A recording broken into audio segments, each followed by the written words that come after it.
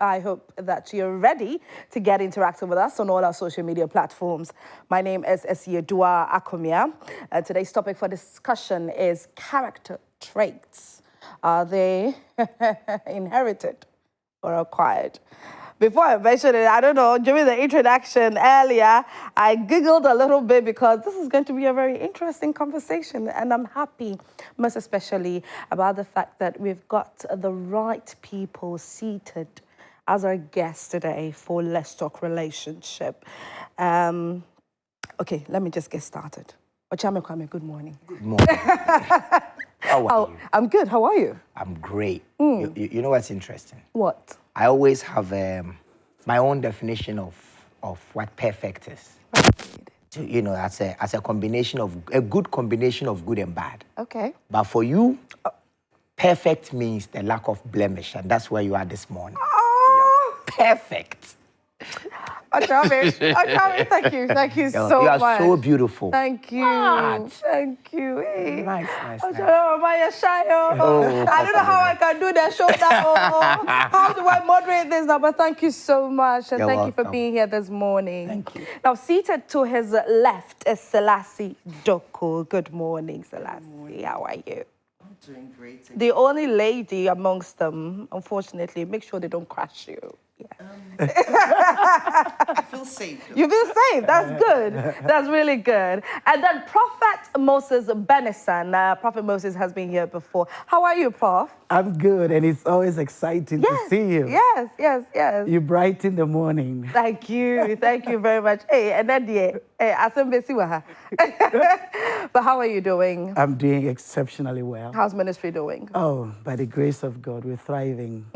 I was just done launching 2 books. Okay. The Making of a Prophet and I Believe in Miracles. Okay. Nice.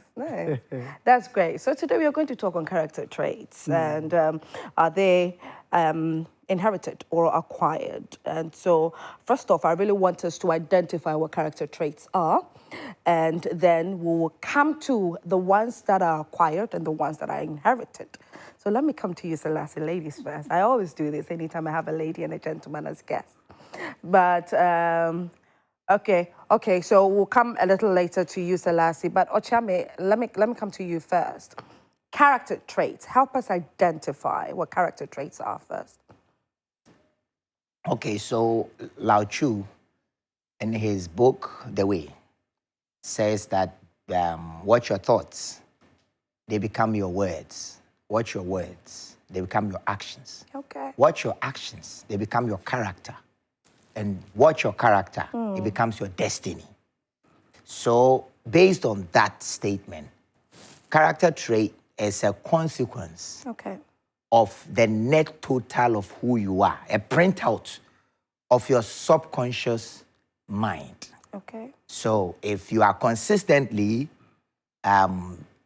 thinking of happy moments, you are thinking of peace, you are thinking of compassion, you are thinking of empathy, you are going to print out in actions and in words such beautiful things around yourself. And it will be in your words, it will be in your actions, it will be in the way you walk and how you interact with people. Okay. You know, so that is what character traits. And then there are so many of them. So there's loyalty, faithfulness, there's consistency, persistence, there's apathy, empathy. All those things are the character, they are the traits of the character which is in you based on where you were born, your orientation, your goals, your vision, your direction, the level of intelligence you have, your religion, your culture. So it is a whole lot. It is a potpourri Yeah. of your life printing out, Yeah. or, you know, in action, what you are. Right. Exactly. And so with the explanation you've given, it starts off right from the foundation. Yes. Of when you were born, right after you're born. Certain things that comes together to start bringing you up, to start nurturing you. Yes. That is when you start to adopt your character traits. Very interesting. Prophet Bennisan. Yeah. Coming to you. Now let's identify the ones that you believe are acquired? And then we'll come to the ones that you believe also are inherited, maybe from parents, grandparents, and all that. So, Billy Graham says something. He said that when wealth is lost, nothing is lost. When health is lost, something is lost. Right. But when character is lost, everything is gone. Wow. That is to emphasize the importance of good character. When I look at character, it's not necessarily about the actions of a person, because character, as my brother has defined it, and that was an amazing intro.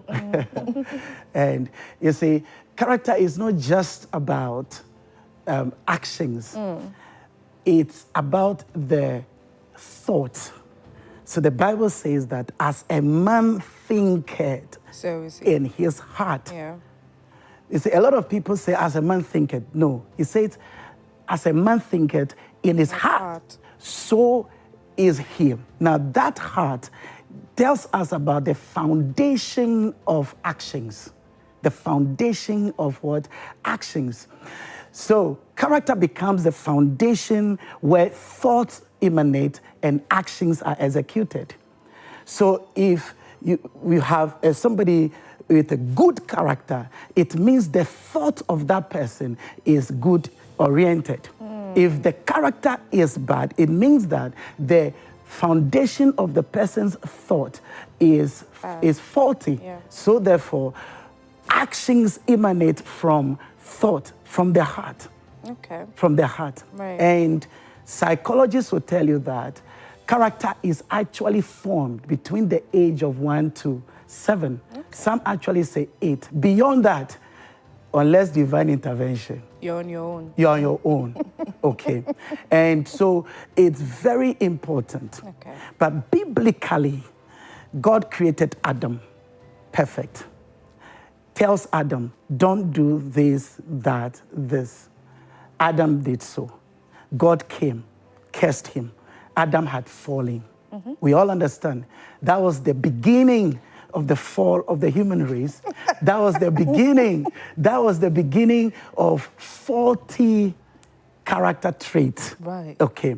So when you read Genesis chapter 5, the Bible said Adam gave birth after his own kind, not after the kind of God, after his own kind. So at that point, he has deviated. At that point, he was corrupted. So giving birth now is not after the kind of the nature that God created him to be. Yeah, it now is it's his own kind. His own kind. Right. Okay, so when you read Job chapter 14, he says that clean cannot come from unclean. Yeah. Neither incorrupt from the corrupt. So what Adam has was what he could give to his Right. children. Right. At that point, you can now talk about all the negative Yeah. traits comes along with the positive ones as well. That is why we needed Christ for reformation and transformation. Incredible. Incredible submission, Prof. Selasi. So yes, they've both Yes, made very, that's, very solid introductions. Yeah. But character, I would say, it's a constitution of your moral and ethical qualities. Okay, it's what you believe, your belief of what you know, what you understand, what emanates from you. Yeah. Okay, your morals, then turns into your behavior, because what you believe in, the qualities that you have in terms of your moral, the innate moral abilities that you have, the thoughts that you have, what is within you is what comes out as character. There are times when we do interchange character for personality. Okay, but character is different from personality. Personality is more of your physical, emotional, psychological output, what people see. Okay. But character is embedded in personality. And so therefore what your character is, the innate ability, your moral standards, your moral etiquette, the ethical being that you are would influence your personality. And so then you may be described in a certain way based on the character that is within, that is showing up as a personality. Okay. So with all the explanations that you've given so far, is there no way that, like, as you grow, because majority of the times when a child is born, the child is unaware of where he is, where he or she is. It is what he's born into that he or she is adapting to. So then the influence of a parent, the teachings of a parent, does that not massively contribute towards the character of a child? It does. It does. But before I answer your question, so the philosophy that you are propounding is the tabula rasa philosophy. Okay. But it was broken down in the 18th century. Right. Children or human beings are born with certain innate biological, moral, psychological traits too. Because if your great-grandfather's nose is sitting on your face, then you could get his asthma as well. Then you could get memories of his conquest, and therefore 2 children are born. One is feisty, the other one is calm. One is wicked, the other one. See, when my son and my daughter were born, my son never bit my wife's nipple. My daughter will bite my wife's nipple and then laugh. And laugh. And laugh. This child knew exactly what she was doing. What she was doing. My son's chemistry teacher has twins. The children are about 8 months old. Okay. Immediately he gets home, he picks twin A, B is jealous, crying. Puts one down, picks this one, this other one is crying. Who socialized them to understand jealousy? Right. Yeah. Exactly. Yeah. So, yes, it is important to note that character comes from socialization, from geography, from location, from parenting, impartation, relationship, interaction. But there are certain things that are in the child already. That's why the Akansi say, or the nature free a pre.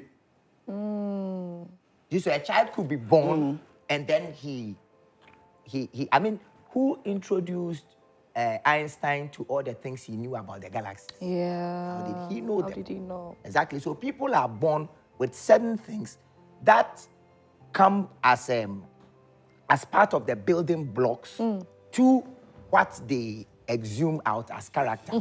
So it is important for us to know that character is both through nature and nurture. Okay. Yes. Okay. So this debate of nature has been going on. It's the oldest debate in psychology. Yeah. You know, it's been going on, and I would want to know that we all want to believe that, I mean, a person is formed, or the ideas or the thoughts of a person is not only from the environment, but it's a combination of the genetics and then the environment. What your great-grandfather could pass down through parents all the way to you would get you through the genetics, okay, through the genes. And so, but then environment is what can modify some of those things.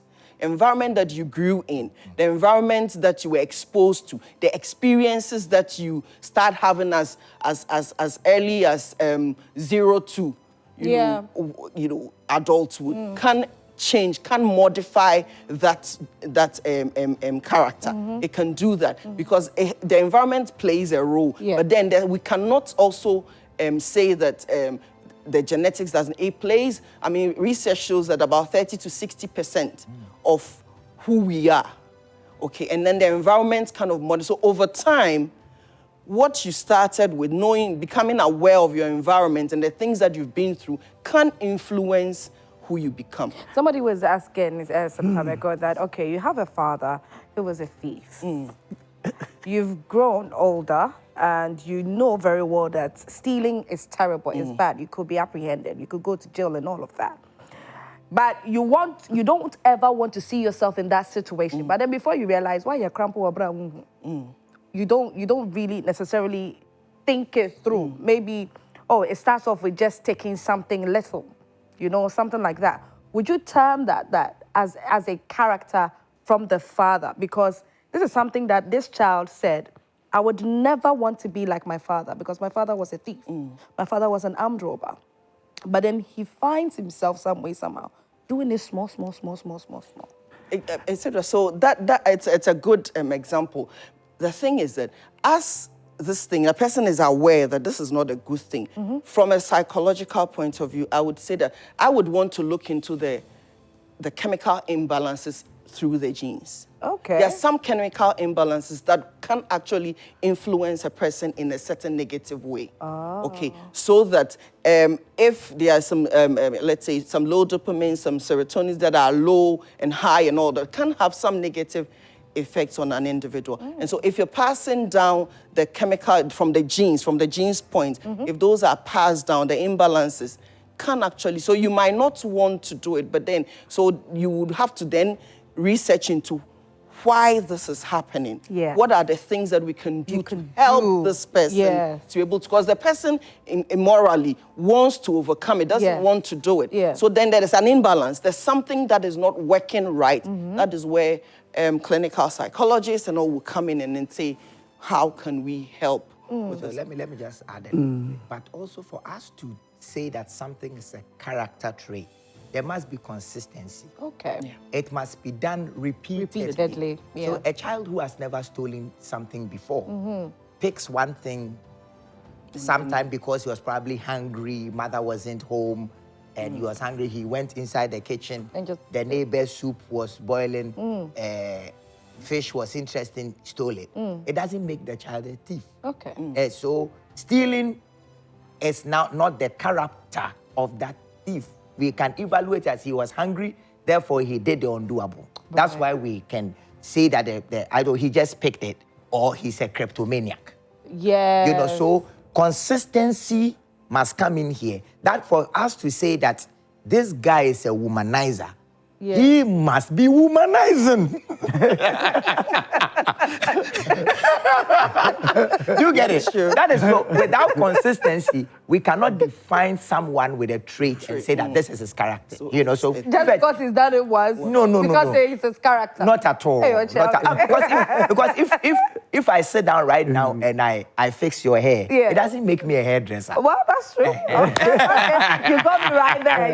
You got me right there. There are Let me add something. There are impulses that could make that happen. Yes. You know. Yeah. You see, when Okyeame Kwame was speaking first, he said his definition of character is it has to do with both good and bad. Yeah. Okay. He did. And I also believe that the bad is there and the good is there. Yes. It's a combination of both the bad and the as it good. is within. Yes, within. Okay. Paul said, the good I want to do, I do not do. The bad I don't want to do, that I keep doing. Yeah. Then he concludes, what a wretched man that I am. There is no level of wretchedness than not having the willpower to do what you want to do and not to do what you don't want to do. Because that therefore takes like your human power, capacity away from you. Yes. So the two are in the individual. Now, the reason why somebody will say, I don't want to do this, but end up doing it, is because, as Madame spoke up, there is something called dopamine. Dopamine is the chemicals that releases pleasure from actions. Yeah. So in your mind, you don't want to do it. But when you do it, you enjoy it. It is afterwards, you're not thinking of the consequences, then you feel bad. I didn't want to do it. Why am I doing it? It's because you are deriving certain pleasure from doing that thing. So therefore, we have to reevaluate your orientation. Yeah. So the Bible said that train up a child the way he should go. When he grows, he will not depart from it. Yeah. When the foundation is faulty, and you don't have the capacity to determine what to do and what to do, and you leave that to situations, environment, etc., you find yourself in situations like that. So we have to now find a way. You either have to consult a counselor or a psychologist, somebody to look into your life. Why are you constantly doing what you don't want to do? This is very interesting. Now, we haven't still identified the inherited and the acquired ones. I want us to, be able to differentiate a little bit. Maybe just cite a few examples here and there, if we can. Okyeame, would you want to start you take with this that? one first. Okay. So if you talk about trying to identify which ones are inherited, it would, there are millions Loads of them. traits that you can actually inherit. Yeah. And that's the ones that you can also acquire. So it's dependent on the individual. It's dependent on the environment. It's dependent on what the genetics, where it's coming from, and then also the environment, what the person has acquired on. And you might not be able to, because then you have to actually do a test to be able to tell which ones are the good ones. But on the face value, you would say, that when you see somebody with good eyes, you have your father's eyes. Yeah. You have your mother's nose. Yeah. You know that these are coming from, And then there are certain mannerisms that you can see. I remember my boy, when he was a baby, he could sleep the same position as his father would sleep. And so I would say that, okay, maybe when it comes to sleeping positions, it was inherited. Right. But as to the traits, the way they talk, Yeah. the way you would see that, oh, this is from the mother, this is from... So you can pick some mannerisms. So it would be based on individuals. You can't just say all of this is genetics and all of this is. So it is dependent on the individual and then what they are predisposed to. Okay, so for me, I agree with what you're saying, but for me, I look at character or actions or what the Hindus call karma. I look at all of it from the energetic dimension. It's energy. Okay. My son has so much energy that the psychologist says he has ADHD. He has so much energy. My son looks just like me. Yeah. In the way he argues, the way he processes stuff, the way he's quick to move to solution whenever there's a problem.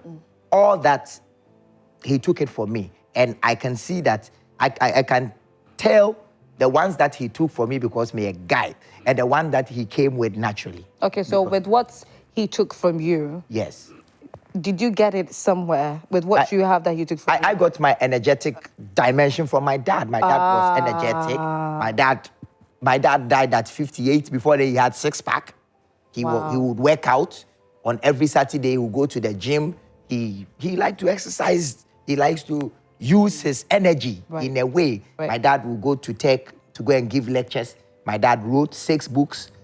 There's every single thing that I'm doing. My dad wrote poems, every single thing that I'm doing. But he sat down with me once when I was 21 to discuss with me the concept of creative writing.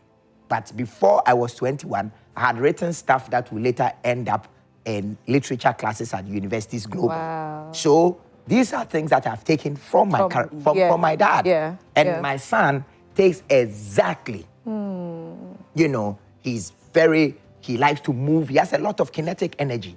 And that energy that he has influences, it makes him a talkative, or it influences the number of times that he wants to speak. Right. It also influences how he wants to behave, how he listens to people when they are speaking. So this guy is a terrible listener, because his brain is a chatterbox. Yeah. So once we are talking to him, he's also talking to himself. Yeah. And he's exactly. So for me, I think that when I'm talking of actions, which all actions come from energy,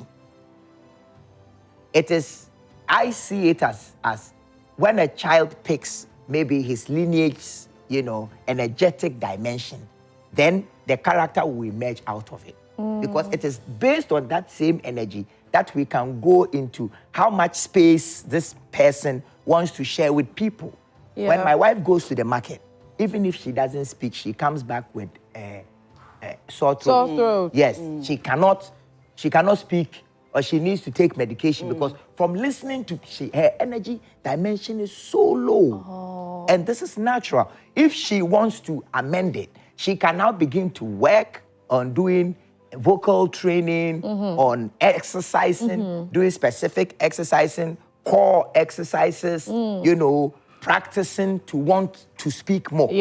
But and the energy dimension comes back to the cells in entropies.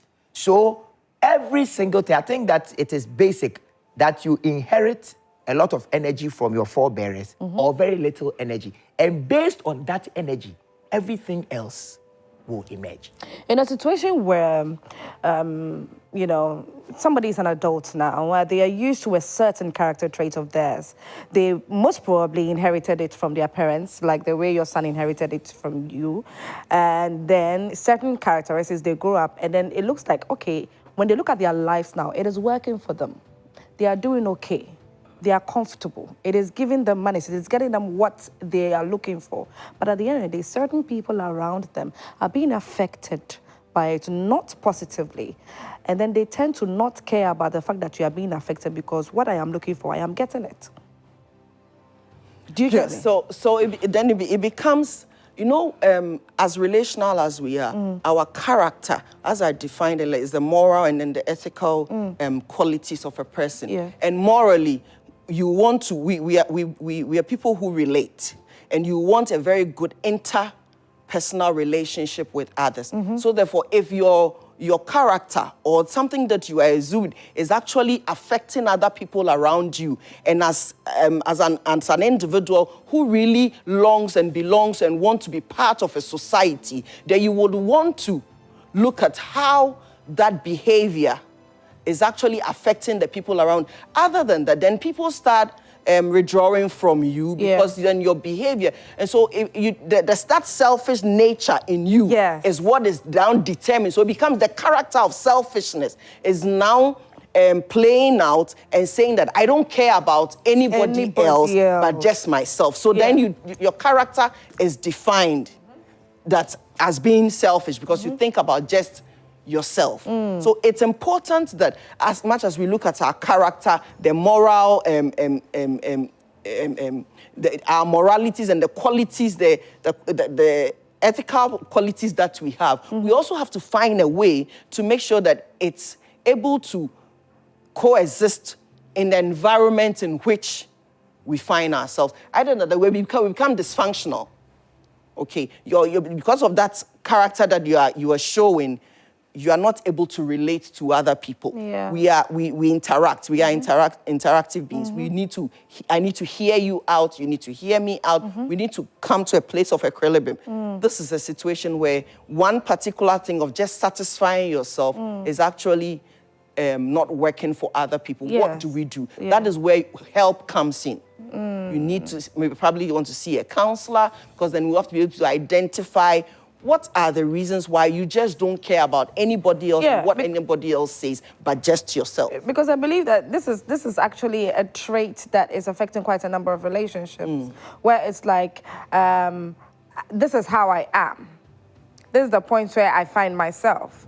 So however you found me and you've met me, take me as I am. Take it or leave it. You know, like take it or leave it. Let's just leave it that way. Prophet. What I want to say is that what is bad, what is good is good. Yes. So if you are doing something and it's bad, know that it is bad.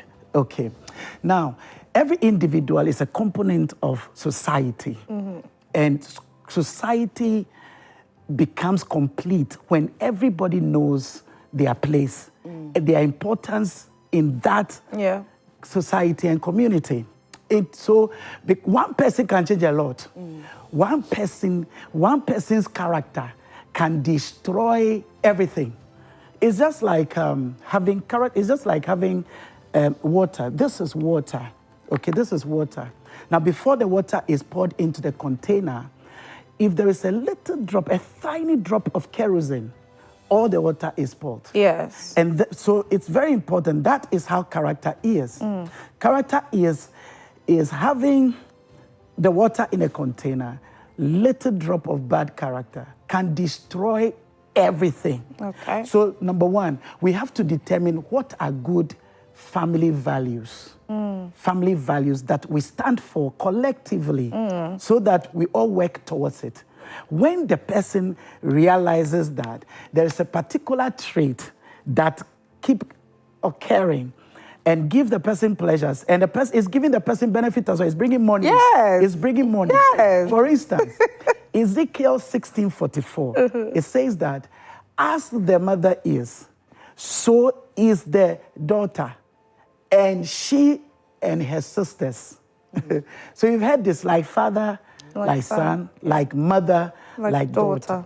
But in that inference, it's talking about a negative trait of prostitution, that their mother was a prostitute, and they have also followed suit. Why? It brings money.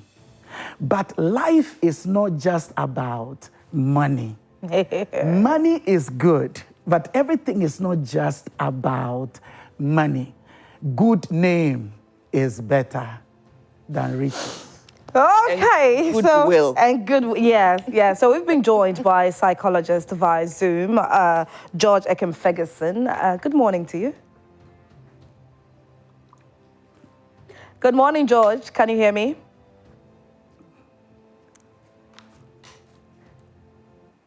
George, can you hear me? If you can hear me, kindly unmute. And okay.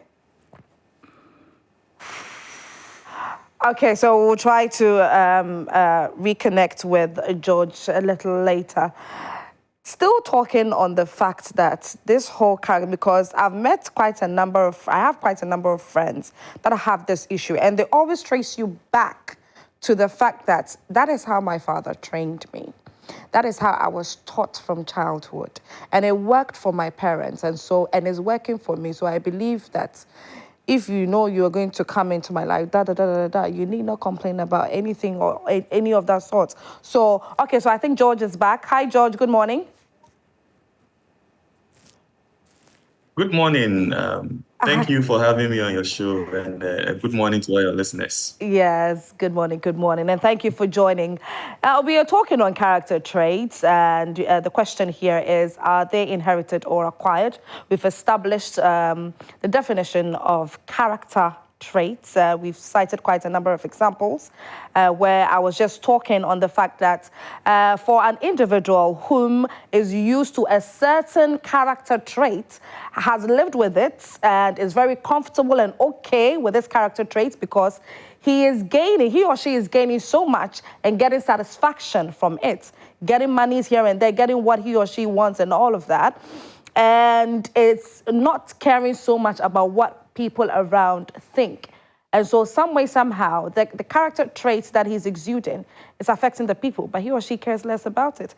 As a psychologist, from your perspective, what would you say in relation to this?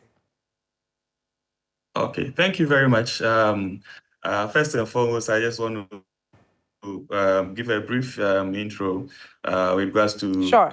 I joined in a bit late, but then as you've mentioned, character traits, yes. Are they acquired or are they inherited? A part of it is acquired. Majority of it, if I should say, because our environment actually shapes our behavior quite a lot. Yes. There are genetic predispositions that are there that actually gives us the foundation. But then these genetic predispositions can actually be worked on as we move on in life. For instance, people can be born, and naturally, you know that there are people who are very aggressive. They have the aggressive tendencies in them growing up. That is what you see. But over time, as they come into contact with the environment and the kind of people they meet, the kind of upbringing, the kind of personal experiences that they are exposed to can actually help shape and manage this behavior in a manner that is acceptable within the society that they live in.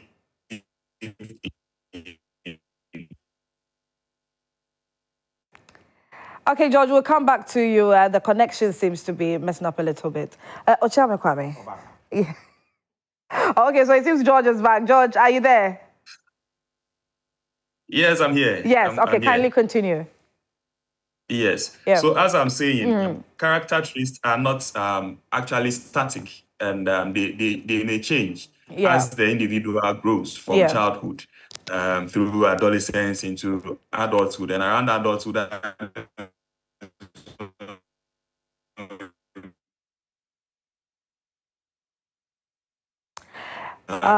More. Okay, George, we'll reconnect with George a little later. So, Okyeame Kwame, so the example that I cited, a prof has said something, Selasi has also given her submission in relation to it. You had the question that I asked the psychologist. Well, for an individual like that, an individual who obviously, and does not even see it as a struggle or as a problem, as an issue, very comfortable, Onyasika with however he or she is behaving, how would you, let's say, I don't want to use the word diagnose because that would have been for the psychologist. Yes. But how would you see or term that person as, and what exactly can be done about an individual like that? You know that so for me, I break my mind or my brain down into two. 95% of it is the subconscious mind. Okay. And then the 5% of it is my conscious mind. And in my conscious mind, that's where my wishes and desires are. The rest is all habit. Things that I picked up on the way. Yeah. Example, between inception and 7 years, my formative years, they make the core of who I am. And things that I do repetitively, that has become recognized patterns. And it is based on that I live my life knowing that I'm doing the right thing. You know, so my conscious mind, which is in my frontal cortex, you know, is the thing responsible for what is considered to be good behavior, good social behavior, bad social behavior. Yeah. So I am a workaholic. When I'm home, even on Saturdays, I want to go somewhere in my study and write my music. Okay. Or write my books, or write my poems. And so if on that Saturday, my children want to come and play with me, they want me to drive them to play tennis or basketball. And I say, no, I am working. Yeah. First, it used to worry how I related with my children and my family, because it is based on this very aholic. That's how we feed. That's why you are able to travel the world. That's why you are able to go to the school you go to. So finding the balance between who I am and my comfort zone, and realizing that I have now gone into a relationship with my life's partner, who is my best friend that I love. Right. Finding the balance to reevaluate how that me is affecting the people around me. Yeah. That is the responsibility of my frontal cortex.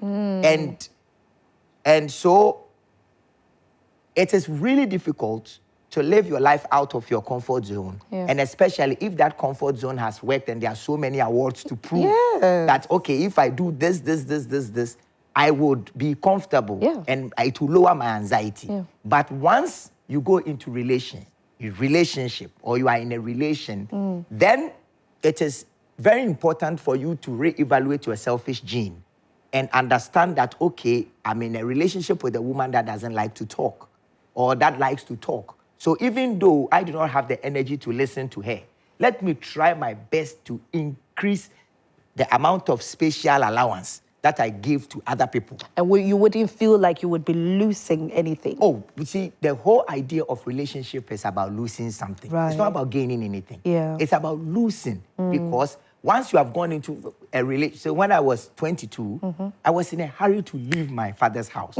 because I wanted freedom. Yeah. But when I was 33, I was in a hurry to get married because I wanted to lose that freedom.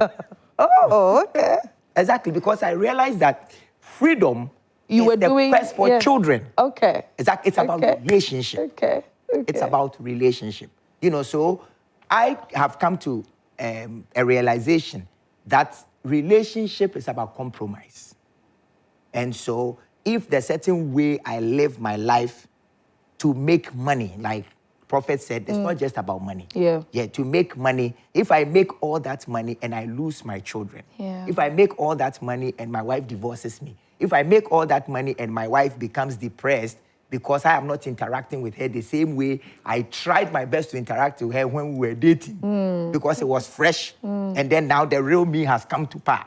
You know, so it's about compromises, it's about consciousness, about mindfulness. It's about knowing that now my concept of self is no longer my emotions, my brain, my body, my energy. My conscious of self is about my wife, my children, my mother, the tree, the land, the air, everything. It's about expanding the conscious of self to become inclusive. You know, to become inclusive so that everything around you will not suffer. Let's come to the perspective of the other party, the other person on the end. You make so much sense. Don't worry. You really did. So much sense. Let's come to the perspective of the other person on the other end, that is on the receiving end. Now, this person is in a position where, okay, I know that this person that I am with probably inherited these characteristics from his father. And so, okay, let me just leave him. Let me just leave her to be, because it looks like it's a natural thing. In that instance, would you term that as healthy for that person on the other end? So, I mean, before you even got into the relationship, you might have done some compatibility test, let me say, that, and then you wanted to know, because you enter into a relationship with somebody that you think that you can be with, okay? And that's why it's important that when you're entering into a relationship, you look and find out what are the things, the things that we can agree on, what are the things that we cannot agree on, so that if there's a place where you can compromise, there are certain things that you can easily compromise on. There are things that you cannot compromise on. Maybe you like your quiet space, and so you're looking for somebody who, but you see, opposites also attract. So you're looking for that you're looking for that person who is a bit outgoing and all of that in the other person. But then that same thing, then in your space becomes a problem. So that is where we have to also know what our needs are. So the individual needs. How, in a relationship, how do we meet the other person's needs while the other person also meets our needs? So it's a needs situation. What is the needs of my partner? And what are my needs? Is there a way that we can bring it? That would even take you into more of the temperament test. Trying to do, you find out your temperaments. Who is this person? What do they want? Who am I? What do I want? There's a test that you can, the ANOF test that you can do to actually tell the weaknesses of this person's temperament, the strengths of this person, and then how you actually fuse the two to be able to meet the needs of the other person and also your needs as well. So if you say you're melancholic and you're always, moody, and you're married to a choleric, and of course there are combinations of it. So one person would have maybe 2 or 3, but there's a dominant one. How do you take the traits or the characteristics of a melancholic, the positive ones, and marry it with the choleric? There should be a place where it meets. And so that understands, so it calls for a lot of insight. It calls for a lot of insight. Yes. So entering into a relationship. It's not easy. Yes, entering into a relationship is not child's. You have to be very calculated, very insightful about what you're doing. You just don't get up and say, I'm going to be because I feel I love this person and everything. Yes, it's good. And I see that person, I have butterflies in my stomach. Exactly. That foundation is good. It's good to love somebody and to be tickled by the way the person smiles and all of that. But then there's more to it if you're going to be in this relationship for the long haul. Okay. Very interesting. George Ferguson is back online. Hi, George. George, can you hear me? What's happening to our connection this morning? Hello, George. George Ferguson on Zoom. Please, if you can hear me, would love for you to continue your submission. Okay, all right. So we'll try and come. I don't know what's up. I don't know if it's the weather that is causing all of this. But Okay, George, I want to try one last time. Hi, George. George, can you hear me? Hi, Miss G. Ah, Yeah, I yes. can Yeah, hear you clearly. Can you also hear? Yes, I can hear you now. Okay. All right, so George, yeah, kindly continue with what you were saying. You were giving your definition on character traits, and then you were going to answer the question that I asked you earlier. Yes, I think I mentioned that in addition to all that have been said, I just wanted to emphasize the fact that character traits are actually not static Yeah. and can actually change over time, Yes. depending on the environmental experiences, exposures that the individual actually has. On the question of the individual's behavior, where the person feels that the character is working for him and doesn't care about how other people feel about Yes. their character, I think it then takes us more into the realms of the individual's personality traits, which are far more enduring characteristics of the person. Okay. Okay, so then the individual needs to actually, it is not, if a behavior is wrong, it's actually wrong. The individual should be able to acknowledge the fact that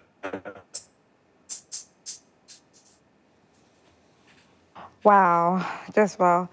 The connection wants to mess with us this morning, but we are still going to go with the very, nice flow we've had so far.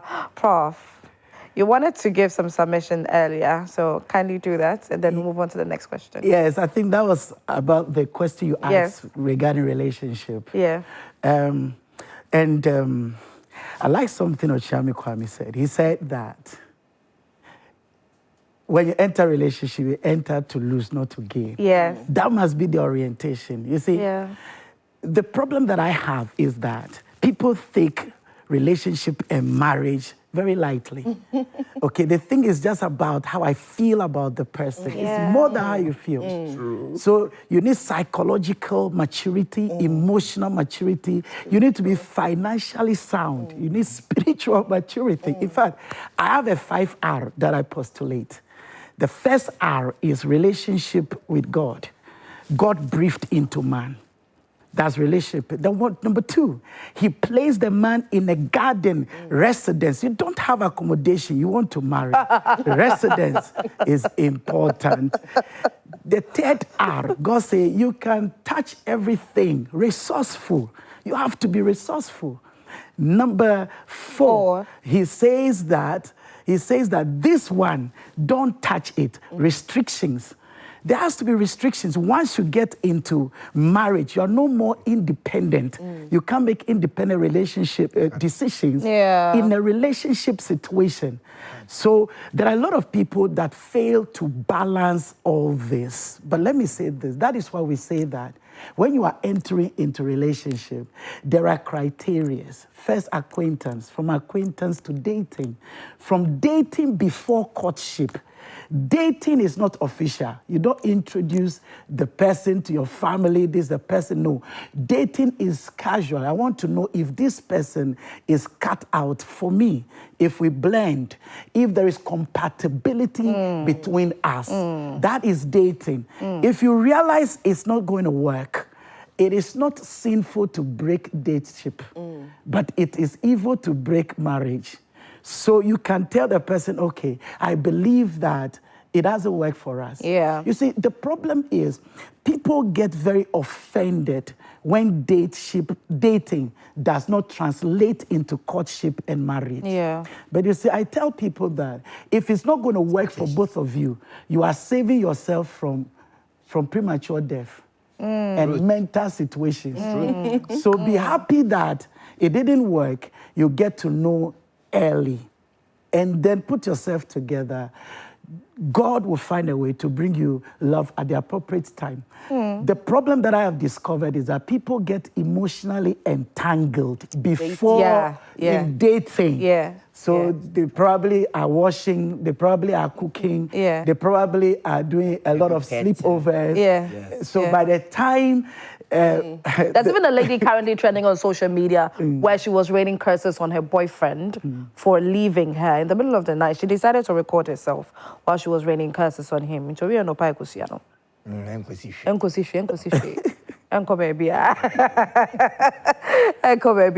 Okay, so in a situation where you have met somebody, and then, Selasi, you said something earlier that you need to do background checks on somebody before even you decide to start something serious with the person. Now, when you did your background checks, maybe your interactions with the person seems okay, fine, cool to you, you know, and everything, you're good and everything. But when you did your background checks, you noticed some traits of the father, some traits of even he himself when he was little, younger, that as a winnie, it has changed. He's better now. Would you say that because maybe those traits when he was younger were there, and those same traits were in his father, there's a high probability that as time goes on, he could pick those traits up again? So could there be like a probability like that? So, and when it comes to behavior is one of the toughest traits that you can actually change. Is one of the toughest. Though it is, it can change over time, but it's the toughest when somebody has become so acquainted with something. But I would want to find out to what extent was the person aware of that trait and how they were able to manage it and the change that, and over what period has the change. Because I don't think you will find any perfect, definitely, human being on earth, but you want to know, then your own ideology of the things you're looking for in a person, does those character traits, is this something that goes against what you would want to see in your partner? So it depends on what you're looking for in that person. How are you? But when you get the insight of what, in a way, your mind is prepared as to whether you can handle it or not. Okay. That in case it should come up. Because there are things that and there are sometimes when you're not aware of it, you think that, they say, love is blind. It was all the things that your partner was exhibiting before you got married. It was there. The things you don't like today, the behaviors and the infidelities, it was there. But maybe you didn't see it because at that point, love was blind. Okay. Right. But this is the point. So that's why you don't go into a relationship blindly. As you're saying, the person might have known their father had this trait, and this person also, had it, but became aware of it and made a conscious effort to change. It is possible. It is possible that looking at the way behavior is, that the person can relapse. Let me say, relapse. But if it's with time, a little bit can show up. Okay. Let me add. But then it shows up with knowledge. It shows up with insight. It shows up with a lot more of being aware of it, and then knowing it's not a surprise to you. So I think you may be able to. I just want to add that there are things you just have to make up your mind to adjust with. You can't change a person totally in every way. There are some realities. Listen, once you've decided it's you I love, you are taking the package as it comes, okay? Those you can change, you change. Those that you are not able to help the person change, you have to adjust. And it is in adjusting that you can make an impact in that person's life, because probably other people have rejected a person based on those traits. But your ability to accommodate the person now makes you special to the person. And eventually that person, you can influence that person to change. You can influence that person to change. So let me say that you can influence the person to change. Now, but once you have married the person, it means that you just have to make adjustments. Very interesting submission so far. Kwame, before we, because we have a few messages that I'm going to read, but you have an upcoming project. Yes. You have a new one out. I have a new video out. It's called No Competition. And it features Kwame Eugene. And we did the video in support of Otumfuo Setu's 25th anniversary. Nice. A lot of displaying of the culture. Tradition, and it tells a nice story. So I want people watching to go to YouTube and then to go and watch it, like, share, and make the song hit. School fees is coming. Like that. Like that. You have to pay the school fees. Great. Yeah. So no competition. Okyeame Kwame featuring Kwame Eugene. Go on YouTube and stream. So we'll do our very best to play. Just give you a teaser, just so you have a feel of what to expect when you go on YouTube. But let's take our messages. Joyce Mamle Bennisan. Okay, great insight, Prophet Moses Bennisan. Shirley Boachiajaman says, truly good character is key. Clifford Rahim says, my prophet, good. Shirley Boachiajaman, I don't know what she was laughing at. And then we have very insightful discussion. Okay, thank you. Okay, do we have some more? All right. So, Okyeame. We have some more messages, but then I want to ask you this this is just by the way. Shooting. Okay, I'm shooting.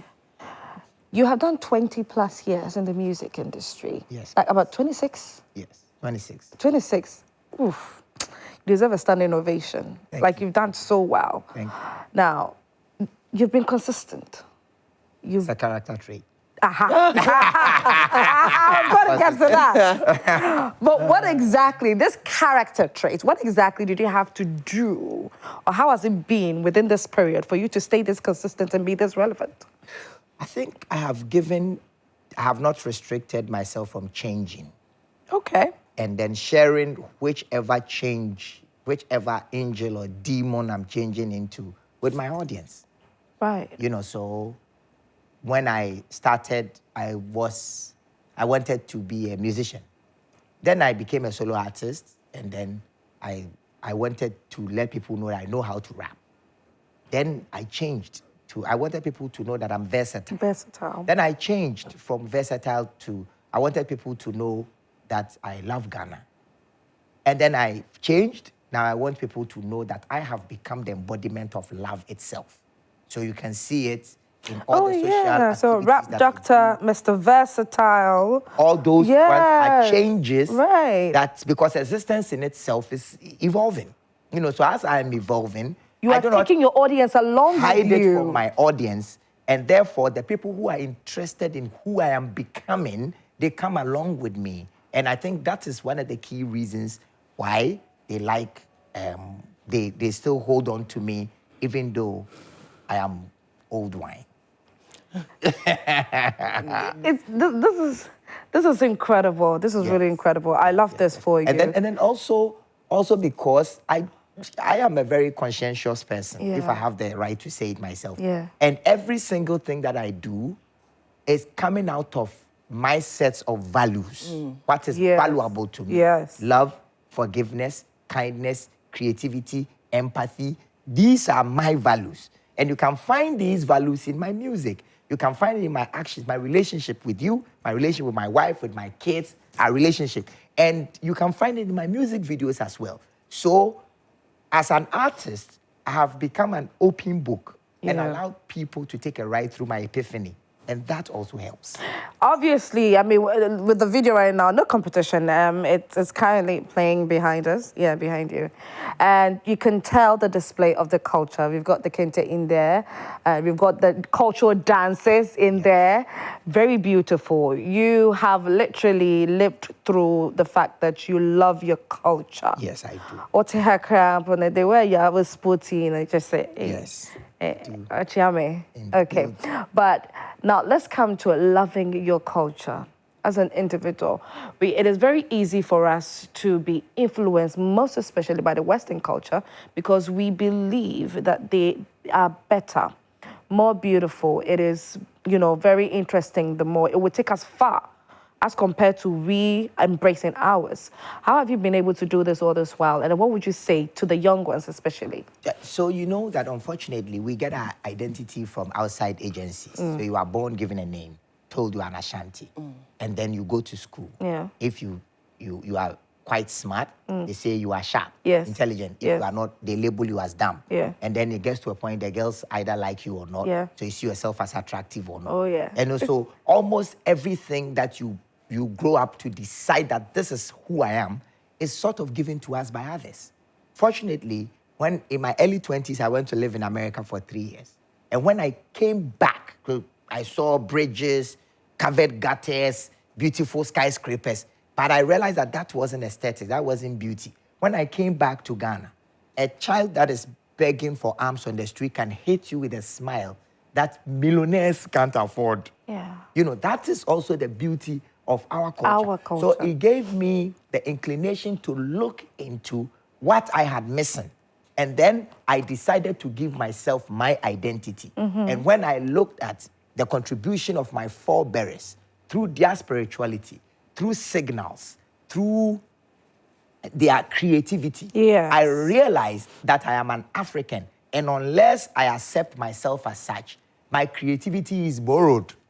So I realized that first I would do a music video showing my boxer shorts, doing autofista, aping the Black American, thinking that that is cool. But after I came to decide what my identity was an African living in this global world, sharing my universal experience and competing in this space, differentiated as an African. And unless I put these signals in my music, the world doesn't see what it is because it falls in the maze. Yeah. So it was when I decided to accept my identity as a Ghanaian.